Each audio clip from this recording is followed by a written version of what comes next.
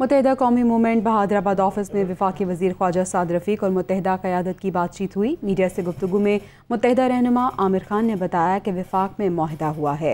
दोनों जमातों के दरमियान मुआहदे पर अमल दरामद का जायजा लेने के लिए कमेटी तश्कील देने का कहा गया।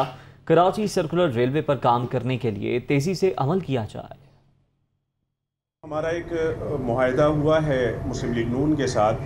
हमने गुजारिश की है कि एक दोनों पार्टीज़ की सतह पर एक कमेटी इस्लामाबाद में बना ली जाए, जो हर महीने एक दफ़ा कम अज़ कम उस मुआहदे के हवाले से बैठ कर मशावरत करेंगे कि किन इशूज़ पर क्या कुछ पेशरफ्त हुई है।